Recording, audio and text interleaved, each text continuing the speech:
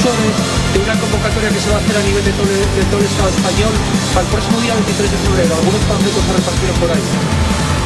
Hoy día el pueblo está sufriendo, la gente está sufriendo, los poderes políticos, los gobiernos están atacando directamente a las clases populares, a la clase obrera, a los trabajadores, a los más necesitados.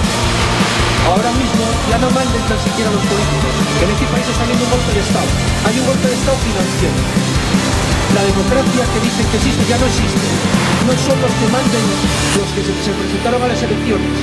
Los que manden realmente son los poderes financieros. Tenemos a un país en manos de especuladores, de usureros y prestamistas. Ellos son los que están mandando y son los que marcan las reglas del juego.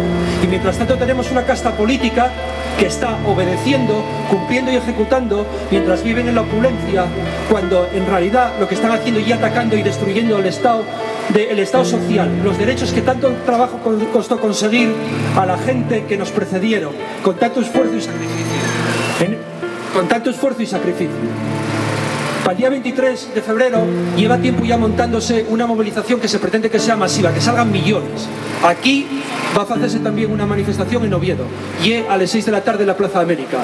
Yo pido a los que están aquí, que creo que la gente, militantes, simpatizantes, afiliados del sindicalismo combativo, del sindicalismo que no se rinde, que esa lucha que va a haber el día 23 de febrero en todo el Estado también es la lucha nuestra, porque al final es la misma, y que participéis en ella, que vayáis allí y que además seáis activistas de la convocatoria del 23 de febrero, porque en un momento determinado tenemos que decirles a estos que basta, y la única manera de tener alguna posibilidad es que salga toda la sociedad indignada a la calle, que salga la protesta a la calle, toda la gente que está agredida que salga a la calle, que se decida la gente a dar el paso, los parados, los jóvenes, todo el mundo que está siendo ahora mismo agredido, que son los más débiles, los más necesitados, en un país donde estamos llegando a una situación donde la gente se quita la vida porque se queda sin casa y no puede afrontar una deuda.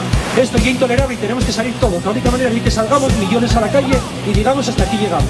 Nada más. Llamamos a que participéis, que difundáis la convocatoria y que vayáis el sábado 23 a las 6 a la Plaza de América Oviedo. Gracias. Salud.